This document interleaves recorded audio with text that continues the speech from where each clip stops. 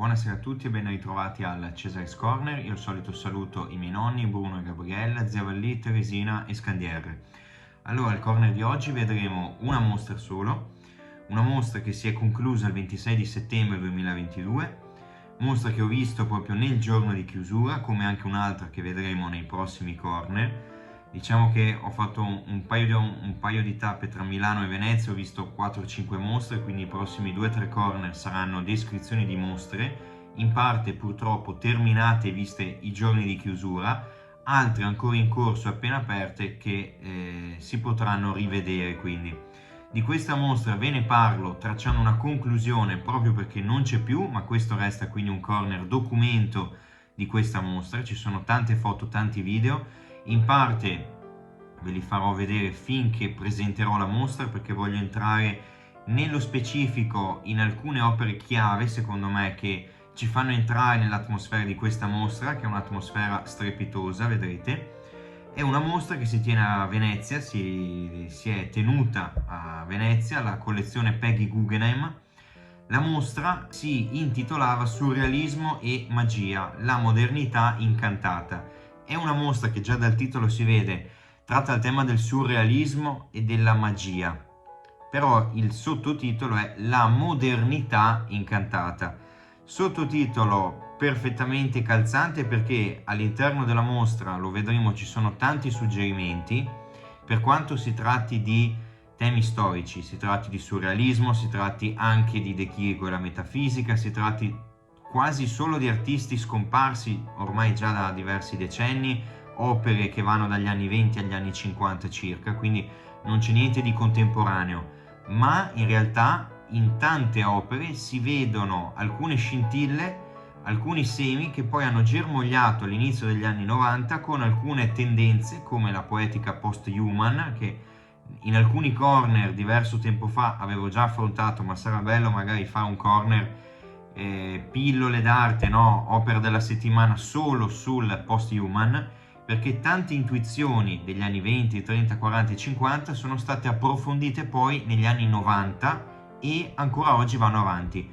Quindi questa è una mostra storica, sì, che tratta di grandi maestri, che tratta di opere datate, ormai anche più di 100 anni, ma in realtà è una mostra molto molto contemporanea.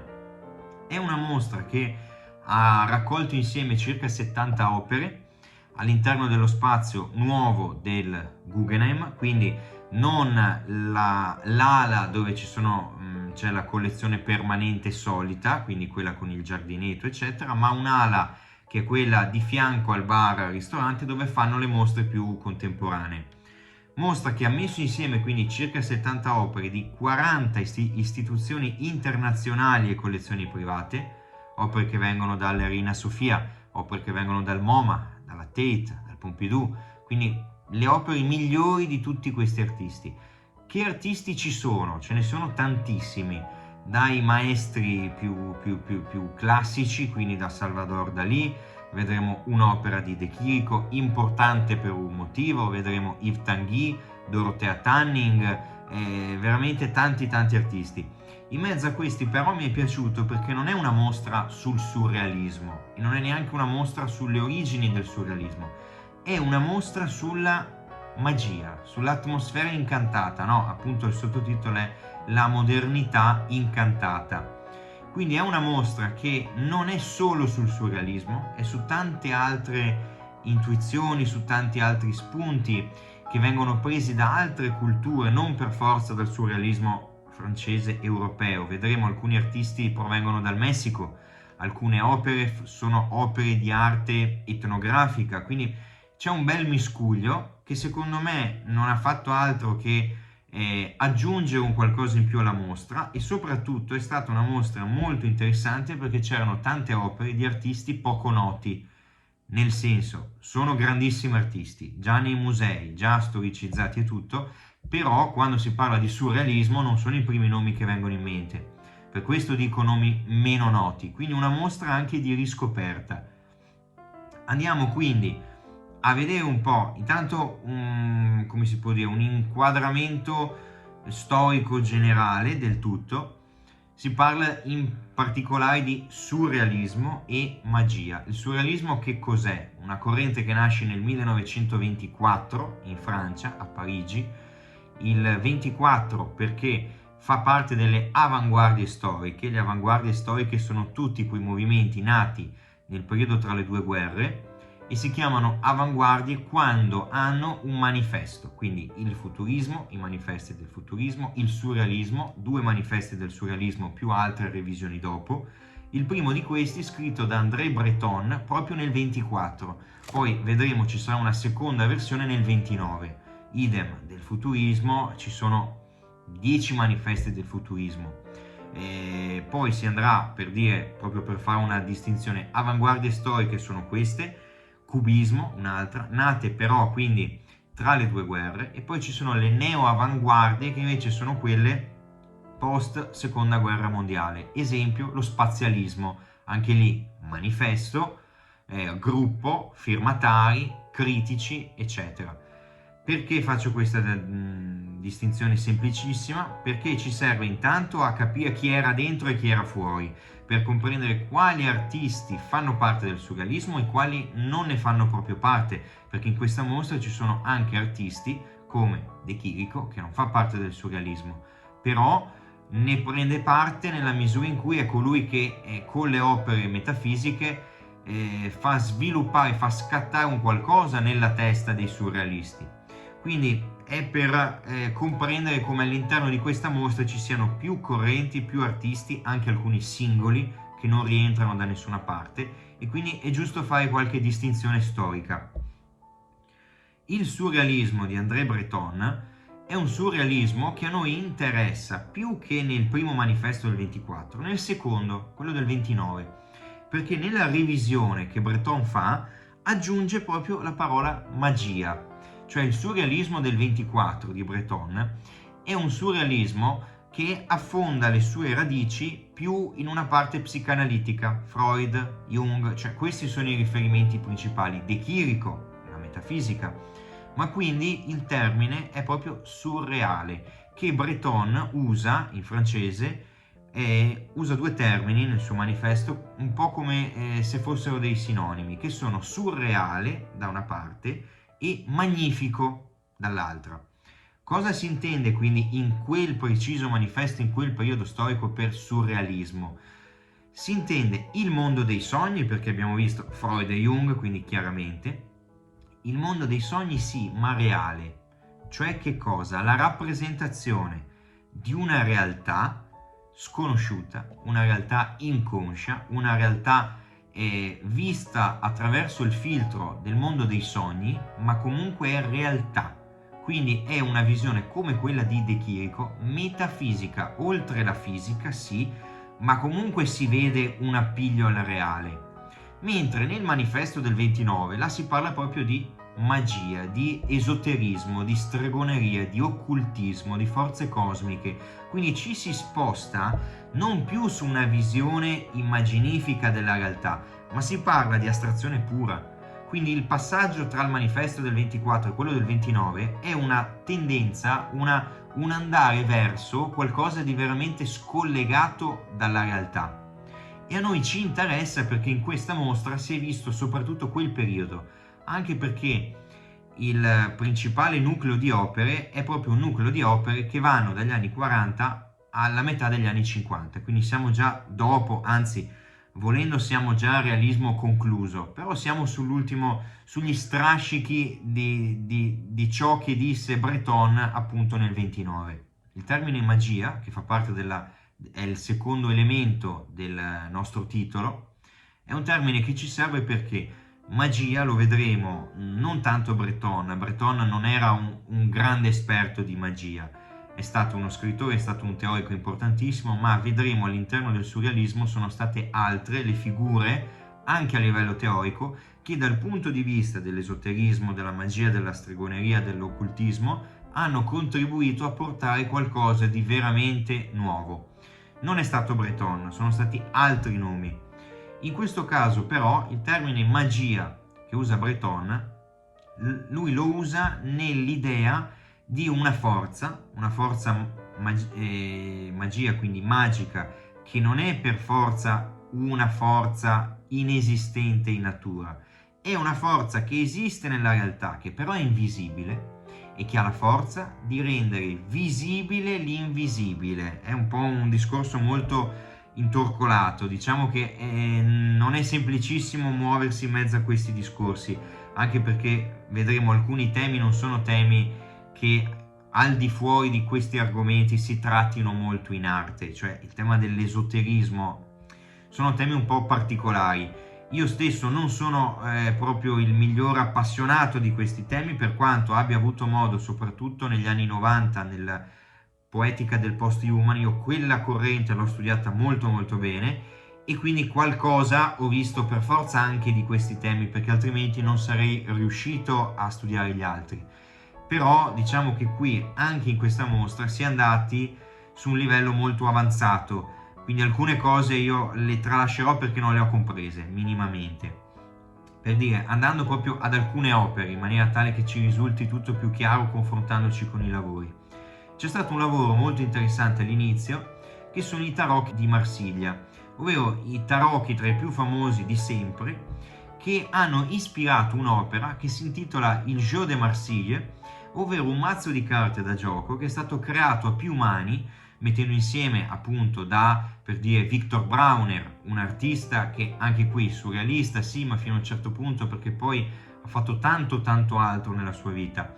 Victor Brauner che nel 1941 disegna a mano su carta questi tarocchi in una versione molto più grande, chiaramente, riprendendo le figure tipiche. Insieme a tanti altri artisti ha collaborato Dalì, così come hanno collaborato Dorothea Tanning, Leonor Fini, la Carrington, eccetera, per recuperare degli elementi tipici di queste carte da gioco e rivederli appunto in questa visione magica. Ci spostiamo ora su un'opera di De Chirico. Questa è una delle opere, insieme ai tarocchi di Marsiglia, che aprono la mostra, quindi le ho scelte anche in ordine cronologico perché danno il via a tutto questo discorso sulla magia, sull'occulto.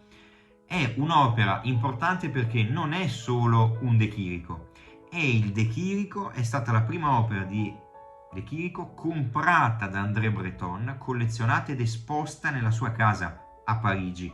Quindi è un'opera che tutti i surrealisti che orbitavano intorno alla figura di Breton, il teorico e il fondatore del gruppo, hanno visto recandosi in casa sua. Per questo è un'opera importante e fondativa per il gruppo. Questa è un'opera che si intitola Il cervello del bambino. È un'opera particolarissima in cui De Chirico cerca di entrare, in un certo senso smontare gli ingranaggi della mente, gli ingranaggi del pensiero, per rendersi conto di cosa? Che nel momento in cui si apre questa testa, che ha un ingranaggio, no? È fatta di chiodi, è fatta di pezzi di ferro, di legno, di alluminio, nel momento in cui si apre cosa si vede? Il vuoto, il buio, il nulla. Quindi no, l'impossibilità da parte della scienza di riuscire a comprendere che cosa ci sia all'interno del cervello umano, anche all'interno del cervello di un bambino, che dovrebbe essere quello più semplice, meno sviluppato, più primordiale, se vogliamo, no? Quindi l'impossibilità di conoscere fino in fondo come funziona la mente. Ecco, il discorso sulla mente è un discorso importantissimo, perché Breton si soffermerà più e più volte facendo un discorso soprattutto sull'immaginazione, ovvero il fatto che la mente umana ha la forza, la grandiosità rispetto alle menti di tutti gli altri organismi viventi. Nessun animale può immaginare, la facoltà dell'immaginazione è solo umana, almeno da quello che viene scritto, quello che viene detto. Poi magari tra 100 anni si scoprirà che non è più così. Comunque alcuni animali possono sognare, sì, ma è stato studiato che il sognare ad occhi aperti è un qualcosa che può fare solo l'uomo, e questa sua capacità di immaginare è l'unico modo che l'uomo ha per sfuggire dalla realtà. È l'unico modo in cui l'uomo può proiettarsi in un mondo altro, è il motivo per cui l'uomo è in grado di scrivere un romanzo, è in grado di creare una storia, di creare una plot, una trama, no? Quindi il fatto che l'uomo è in grado di vivere il suo tempo, vivere il suo mondo e la sua realtà, ma al tempo stesso immaginare un altro mondo in cui non vivrà mai, che non avrà nulla a che fare con la realtà, però è in grado di crearlo di sana pianta. Questa è la più grande libertà del cervello umano. E tutte queste considerazioni vengono fatte anche e grazie a quest'opera di Giorgio De Chirico.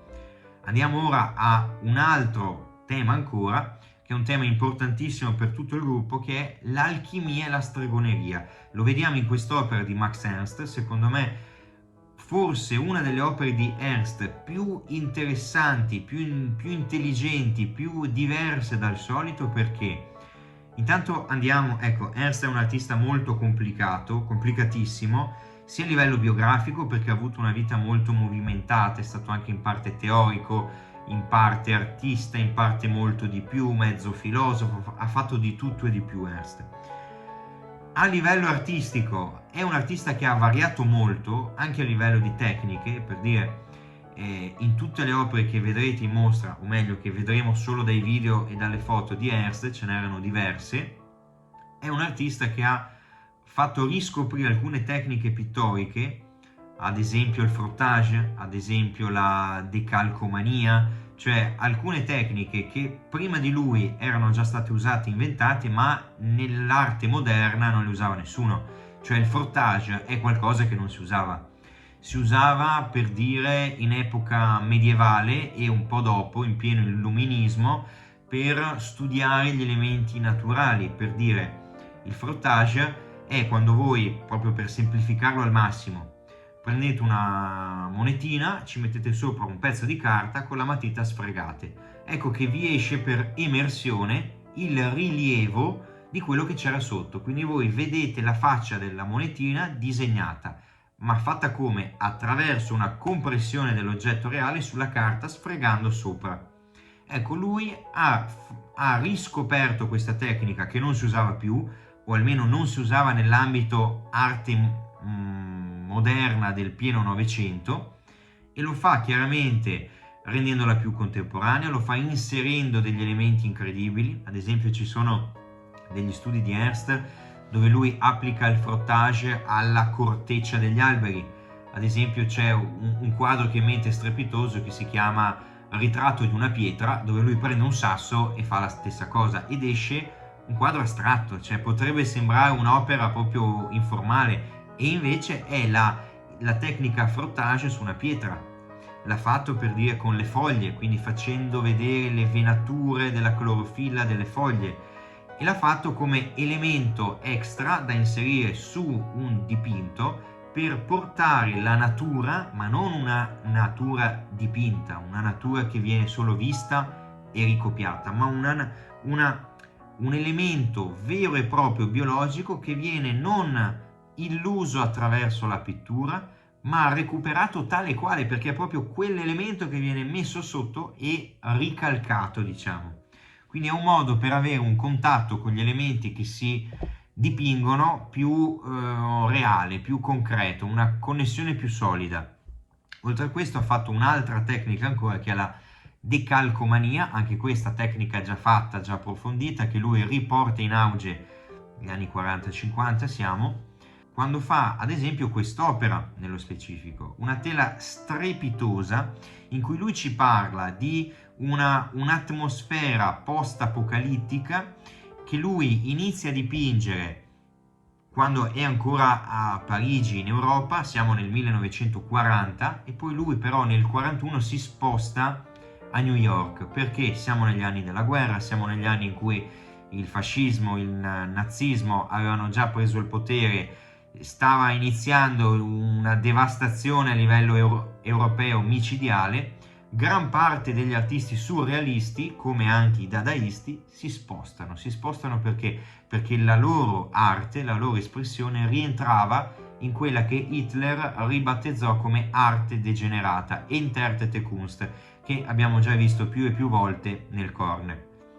Ecco che questa è un'opera che quindi inizia a essere dipinta in Europa, ci ritrae il paesaggio post-apocalittico dipinto guardando ai danni che stavano portando queste due, come si può dire, queste due dittature del tempo, attraverso la guerra, attraverso la distruzione, che lui crea con la decalcomania. Quindi dipinge col colore fresco su una tela, prende un'altra tela, la appoggia sopra, dipinta anche lei, a volte sì, a volte no, vengono compresse queste due tele e poi vengono staccate. Ecco che in pratica ciò che si è dipinto interagisce attraverso la pressione con un'altra tela, quindi in un certo senso distrugge le forme precise, crea delle forme astratte e nel momento in cui si rialza questa tela, ecco che il grumo di colore tende a fare una sorta di ciglia che si alza. Quindi quello che si vede è un qualcosa di molto più materico, quasi un'estroflessione se vogliamo, leggera chiaramente, in cui le forme non sono le forme pensate, ma sono le forme che vengono compresse e deformate. È una tecnica che Ernst negli anni 40 applica in tantissime opere, che gli serve per, è proprio un ideale surrealista, no? Io creo un qualcosa con la mia testa, ma poi c'è una forza superiore che agisce, è la forza dell'alchimia. L'alchimia è quella che all'epoca era considerata proprio una pseudoscienza, che studia la trasformazione del materiale. Quindi in questo caso la trasformazione del colore attraverso una forza fisica che è la pressione. Ecco che una forza fisica può agire sulla pittura dando vita a qualcosa che va al di là dell'immaginazione dell'artista che l'aveva prima dipinta. Se ci pensiamo, questo sembra quasi precedere l'arte povera, nella misura in cui si studiano i materiali, pensiamo a Calzolari, no? A Cunellis, a Zorio, eccetera, si studiano dei materiali, l'artista prevede uno sviluppo del materiale, una progressione lineare, però poi intervengono delle forze fisiche che agiscono, che fanno deviare il naturale percorso di questi materiali e l'artista non può prevederli, li accetta e li accoglie all'interno del suo lavoro.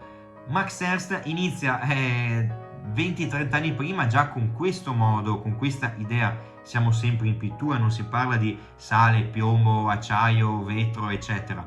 Però a livello mentale siamo già su quel tipo di idea, no? Quindi già qua ci rendiamo conto di quanto siano stati fertili alcune idee avute dal surrealismo negli anni 20, 30, 40 e 50. Per ritornare a quest'opera, Max Ernst si ritrae sotto forma di figura umana, quasi però una figura uccello, mentre dall'altro lato la figura femminile è quella della Carrington.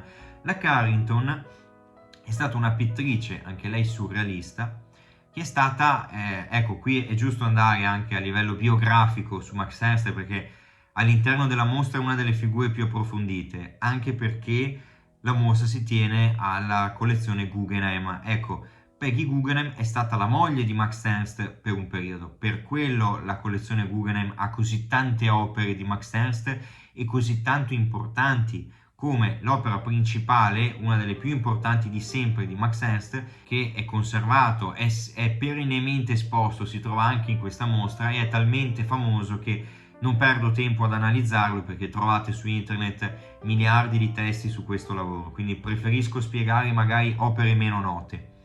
Ecco, Max Ernst è sempre stato un rubacuori, ha avuto 4 mogli di fila, addirittura queste 4 mogli che ha avuto, e lui trovava la moglie dopo finché stava con quella prima. Quindi ha avuto una prima moglie quando era giovanissimo, si separa, divorzia e tipo un mese dopo si risposa. Così per 4 volte, cioè lui nel momento in cui divorziava non stava da solo per più di 2 mesi, perché aveva già iniziato a frequentare prima la prossima moglie. In mezzo a queste 4 mogli c'erano 40.000 fidanzate varie con cui aveva storie, storielle, eccetera.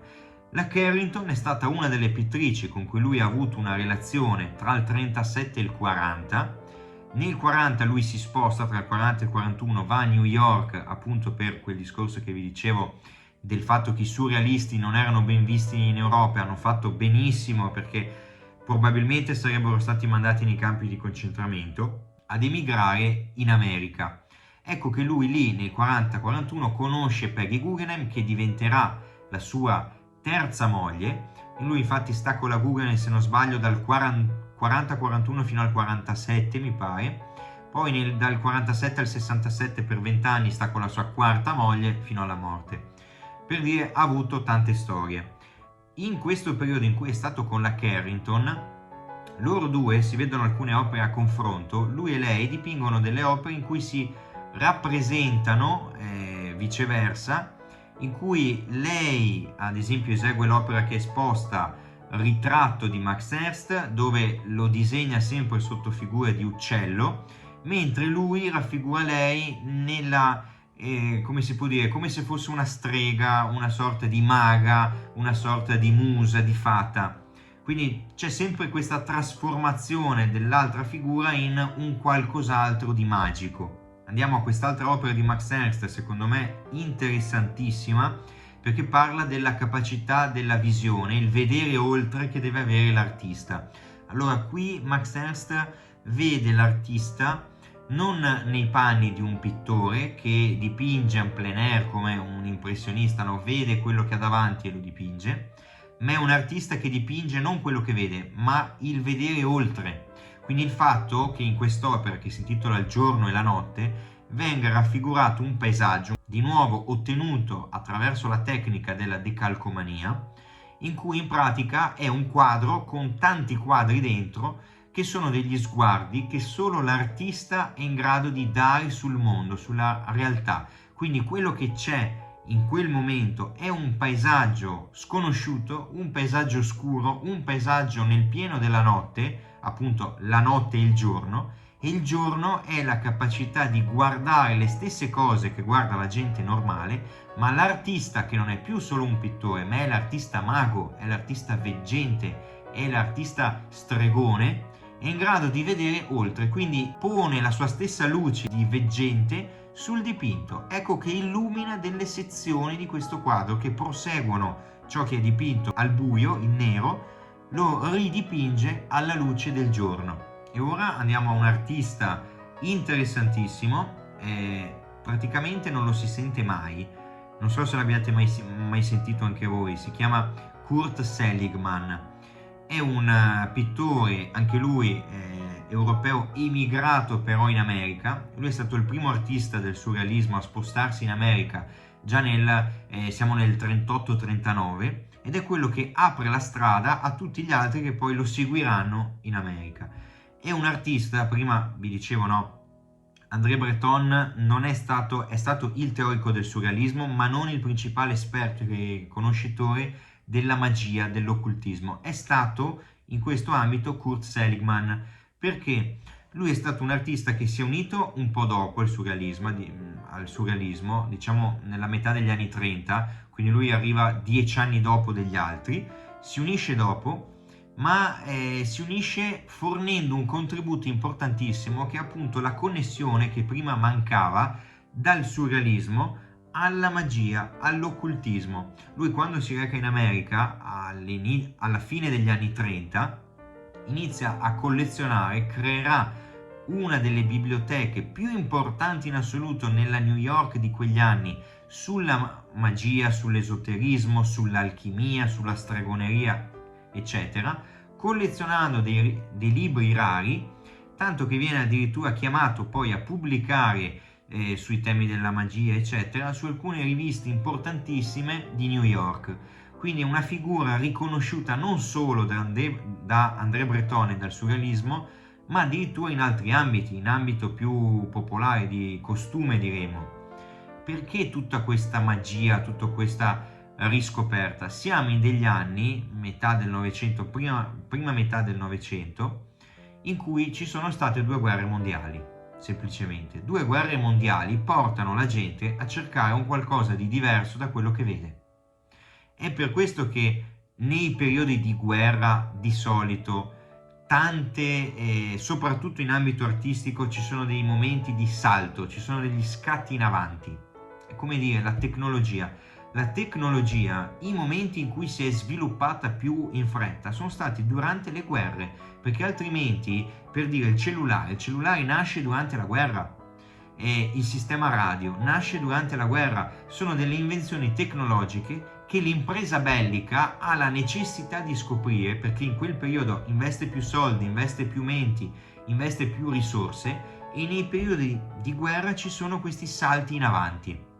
In arte è la stessa cosa, perché gli artisti riflettono, vedono che di fronte ai loro occhi non c'è la normalità, c'è un qualcosa di anormale, e quindi iniziano a dipingere in modo diverso. Tra le due guerre c'è questo momento storico di assoluta incertezza, di tragedia, di dramma, in cui non si sa quel che sarà, non c'è una ripresa, c'è un crollo micidiale, c'è la distruzione ovunque. Quindi per questo Ernst dipinge i paesaggi post-apocalittici, queste figure deformi in piena trasformazione, e artisti come Kurt Seligman si avvicinano al culto dell'esoterismo, del mistero, dell'occultismo, perché la gente cerca un qualcosa dove sfuggire, dove andarsene via. La magia offre questa sorta di liberazione dalla realtà, in cui l'immaginazione ha carta bianca. Gli artisti iniziano a dipingere non quello che vedono, perché non sanno più come dipingerlo, perché sono finite le parole. È un periodo in cui anche gli scrittori non trovano i termini per raccontare cosa succede nel mondo. Gli artisti come fanno a dipingere una bomba che cade su Nagasaki? Come si può dipingere una cosa del genere? Si può solo cercare di fare l'esatto opposto e dipingere un qualcosa che non esiste, per allontanarsi da quel che è. Ecco che Kurt Seligman è uno degli artisti che permette questo aggancio, questa connessione tra il surrealismo del 24 e quello che diventerà negli anni 40 e 50, quindi molto più esoterico, legato a questo clima di alchimia profonda. Per guardare anche alcune opere di questo artista, lui, per dire, si rifà a Iside, che è una figura che lui, ecco, ora ve la mostro in un disegno che era inserito anche all'interno della mostra. Iside, dea dell'antico Egitto, che aveva risuscitato Osiride quando era morto, viene recuperata dal surrealismo da Seligman come la figura femminile. Vedremo all'interno di questa mostra la figura femminile ha un'importanza strategica, la figura femminile che è in grado di riportare in vita i morti, figura femminile che lui ritrae, quindi Iside, che però si sta fondendo, si sta trasformando attraverso queste forme biologiche, queste forme vegetali, che si fondono con questa forma invece più antropomorfa, e crea la sua visione di Iside. È un pittore molto colorato, molto libero, molto gestuale, se vogliamo, meno surreale rispetto magari a un Dalì a livello pittorico, sia chiaro. È un artista molto complesso in generale. Andiamo a un'altra opera, in questo caso di Dorothea Tanning, un artista, ecco, questa è stata la quarta moglie di Max Ernst, l'ultima, quella che è stata per circa 20 anni con lui, che ci dipinge qui una ragazzina, un infante, che tiene in mano un gomitolo di lana, sta sciogliendo questo gomitolo per dire che è la figura stessa che è in grado di tessere il proprio destino. Anche qua l'idea del destino, l'idea di un qualcosa di cosmico, l'idea di una forza sovrannaturale che guida le nostre scelte, che incide sulla realtà, sul corso degli eventi, è un tema che ricorrerà più e più volte anche in altri artisti, lo troveremo tra poco, ed è un tema contro cui all'inizio i surrealisti si scagliano per dire no, noi siamo artefici del nostro destino. Poi però si rendono conto che in effetti ci sono delle forze mistiche che non siamo in grado di prevedere, non siamo in grado di controllare, e quindi loro le accolgono. In questo quadro si trova una figura in pieno atto di metamorfosi, anche qui il tema della metamorfosi tornerà tantissime volte, metamorfosi che 9 su 10 è tra l'uomo e la natura, quindi l'uomo che deve riscoprire il proprio posto nel mondo attraverso la riscoperta del suo rapporto con la natura. Al tempo stesso il soffitto viene sfondato, c'è questa nuvola appena accennata per dire che nonostante la figura si trovi racchiusa, si trovi ingabbiata all'interno di uno spazio chiuso e austero, comunque c'è la prospettiva di una libertà di creare appunto il proprio destino, data da questo cielo terzo che si apre attraverso lo sfondamento del soffitto, quindi uno spazio chiuso che viene sfondato verso il cielo.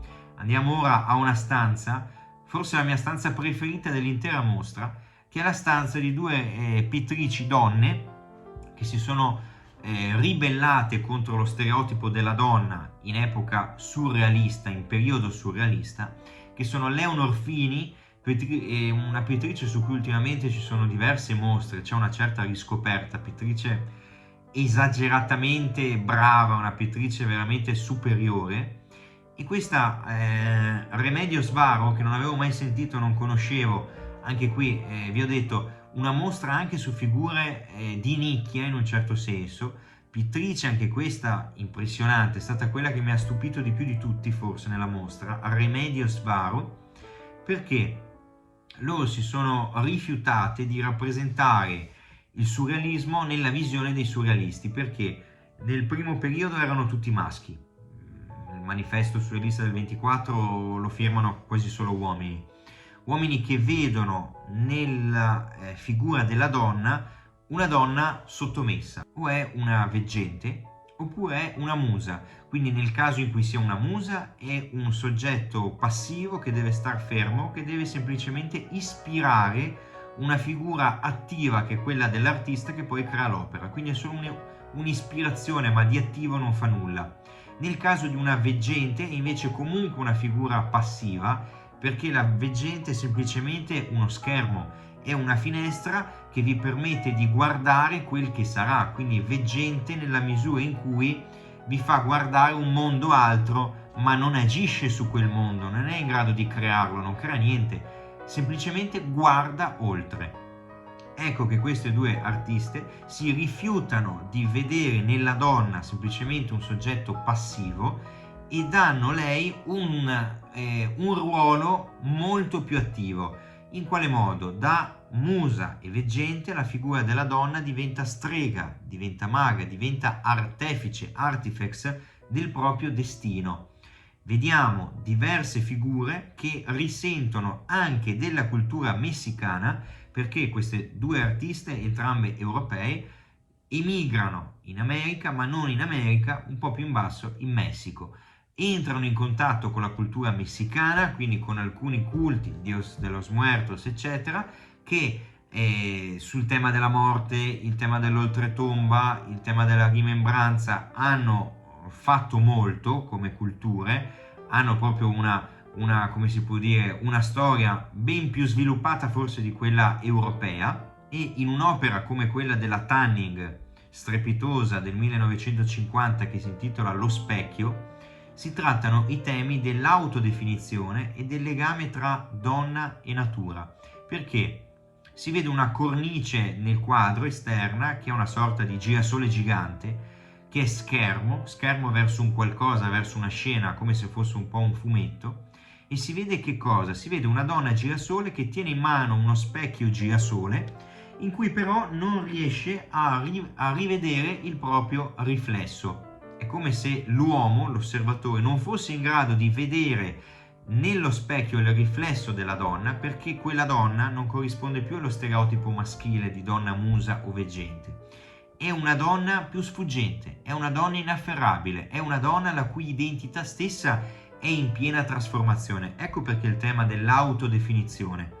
Quindi è un quadro che si ribella all'idea della donna come musa, idea come donna seducente. Ecco, in questo caso, appunto, perché il tema del girasole? Perché il girasole è il fiore più passivo che ci sia, perché è il sole, il fiore che subisce il sole. Quindi il sole è l'uomo, il girasole è la donna che si gira, segue il movimento del sole, quindi no, la Tanning sta riproponendo uno stereotipo della donna, la donna che segue l'uomo, ma al tempo stesso dice: no caro mio, non mi puoi cogliere fino in fondo, perché il mio riflesso non lo vedrai mai, perché io non sono quello che tu pensi che io sia.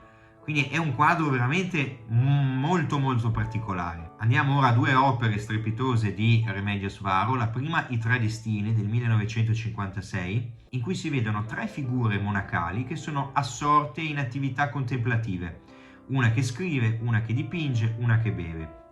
Si trovano tutte e tre in tre torri da questa forma medievaleggiante, mentre stanno tessendo i propri destini, che sono quei tre fili bianchi. Quindi svolgendo delle azioni stanno creando il proprio destino, lo stanno determinando, un destino che viene rappresentato attraverso un filo bianco che sta fluttuando, che arriva al centro dell'opera, in cui c'è questo ingranaggio particolare, complesso, magico, che mette in connessione tra loro i destini di tutte e tre le figure, per dire che l'agire di una persona e interviene anche sul destino dell'altra, quindi tutti noi stiamo agendo sul nostro destino e su quello degli altri, ma al tempo stesso, ed è qui il colpo, questo ingranaggio si connette a una piccola stella in cielo attraverso questi due fili, un'andata e un ritorno, per dire che anche all'interno del destino c'è una forza sovrannaturale, che è quella in questo caso di una stella, di un qualcosa di oltre, di superiore, che interviene e che regola il naturale flusso degli eventi. Andiamo a un'altra opera ancora bellissima, questa è una delle opere più belle che ho visto in mostra, più interessanti, più poetiche, più simboliche. È un'opera ambientata in una specie di cosmo, no? Questa nube di gas incredibile, in cui c'è questa architettura di nuovo molto sintetica, un po' medievaleggiante nelle forme, in cui una figura sta di nuovo muovendo un ingranaggio magico che raccoglie la polvere delle stelle dal cielo, la fa entrare in questo tubicino, produce, sta appunto tritando come se fosse una grattugia, questa polvere di stelle, e con un cucchiaino nutre la luna che è chiusa in gabbia. Che cosa rappresenta quest'opera allora? Rappresenta il fatto che l'uomo deve continuare a nutrire la luna. E la luna che cos'è? La luna è la notte, è il buio, quindi è il sogno, è l'inconscio, è il non conosciuto, è quel qualcosa di ignoto. Perché deve continuare a nutrirlo? Perché la guerra tenderebbe a far perdere i sogni alla gente, perché è quella stessa luna, quello stesso chiaro di luna che sta illuminando l'interno della stanza, è quel chiaro di luna che i futuristi volevano uccidere, è quel chiaro di luna del romanticismo. Ecco, l'uomo deve continuare a aspirare, a credere nei propri sogni. È un tema, secondo me, strepitoso, che in questo caso viene rappresentato in un modo incredibile. Andiamo alle ultimissime opere, perché siamo proprio in chiusura del corner, sta uscendo un corner lunghissimo. Questa è un'opera strepitosa, la metto tra le 3 più belle di questa mostra, per me. Un'opera di un artista che conoscevo soltanto come moglie di Yves Tanguy, di un altro artista, ma non avevo mai visto opere interessanti. Di vero ne ho viste pochissime su internet, mai dal vivo esposte in vari musei. Kay Sage, o Kay Sage, non so come si pronunci, un'opera del 55 che si intitola Domani e Mai, un grandissimo olio su tela che rappresenta 4 impalcature fantastiche che si ergono sulle nuvole atmosferiche, quindi siamo proprio in un contesto immaginifico siderale, e queste torri di legno stanno racchiudendo dei teli bianchi che a loro volta stanno nascondendo al nostro sguardo qualcosa di mostruoso, magari delle creature mitiche, magari delle sculture. Non sappiamo da quale altezza stiano partendo queste impalcature, perché magari partono da terra e sono talmente alte che arrivano a superare la barriera delle nuvole. In ogni caso, attraverso questa foschia, questa nuvola, si crea quella profondità che ci permette di vedere appena appena in lontananza quella quarta e ultima torre, ed è un'opera che parla di 2 temi fondamentali, ovvero quest'opera nel 55 viene dipinta a pochi anni di distanza dalla morte del marito di Yves Tanguy, pittore surrealista, forse uno dei migliori surrealisti della storia per il mio gusto, artista di cui non parlo adesso perché non c'è più tempo. Però in questo caso la pittrice, Kay Sage, ci sta parlando di 2 temi, il tema della sepoltura e il tema dell'angoscia data dall'isolamento, il fatto che lei si trova sola, che ha sepolto il marito, non lo può più vedere. Ecco perché il tema del telo bianco che copre un qualcosa su cui lei stava costruendo il suo destino. Ecco l'impalcatura, la stessa impalcatura magari di una scultura che si sta costruendo, no? Un'impalcatura per restaurare la facciata di un palazzo, per dire. Noi stiamo costruendo un qualcosa, ma in quel momento in cui siamo sul più bello, questo qualcosa crolla, ci viene nascosto. Da cosa? Dal tema della morte, e al tempo stesso l'angoscia dell'isolamento data dal fatto che è un paesaggio in cui non ci sono punti di riferimento, c'è il nulla, c'è il vuoto, tutto tende verso un infinito senza un punto di fuga, senza un orizzonte, è tutto in piano. Ora, per chiudere in grande velocità, andiamo all'ultima opera, che è l'opera manifesto di questa mostra, è l'opera più fotografata, più bella esteticamente, forse più ruffiana se vogliamo, più famosa.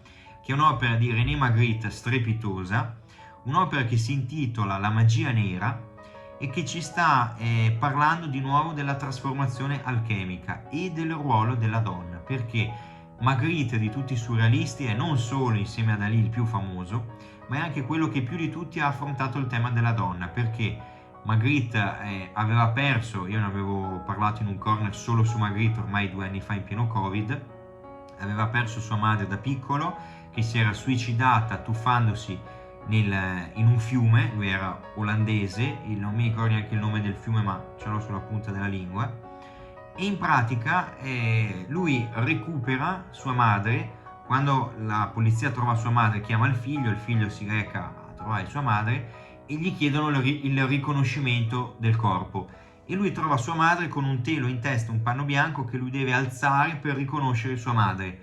Ecco che a lui resterà sempre quel tema del velo bianco che copre il volto di una donna, quindi donna che lui si rifiuta di vedere fino in fondo, di conoscere in profondità, perché gli ricorda quella scena di lutto.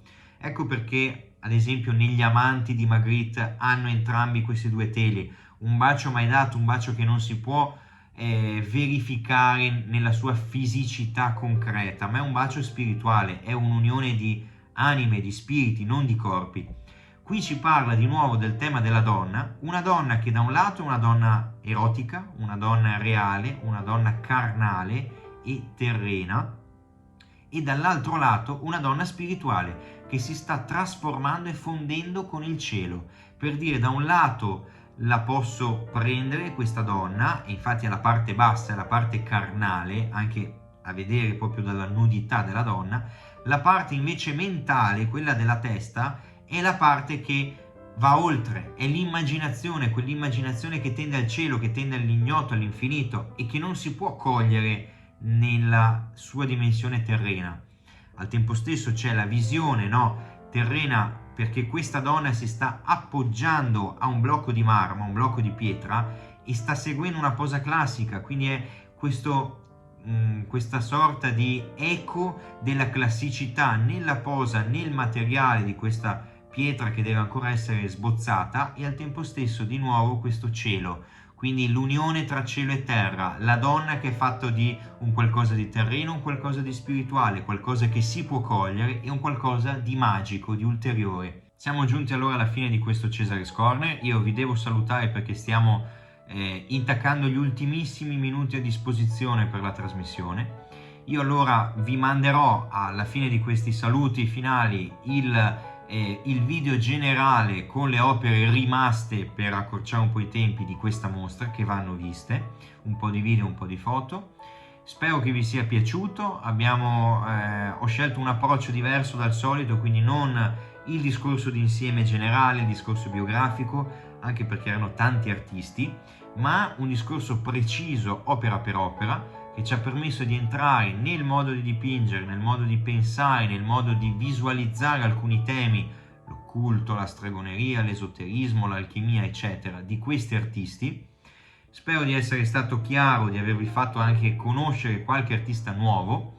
Io non avevo mai incontrato Kay Sage e Remedios Varo, devo dire due artiste strepitose che approfondirò ancora perché mi sono piaciute terribilmente. Quindi spero che abbiate trovato qualcosa di nuovo anche voi. Allora, siamo giunti alla fine di questo Cesare's Corner. Io vi saluto, vi ringrazio e al prossimo Cesare's Corner. Prego regia con il video.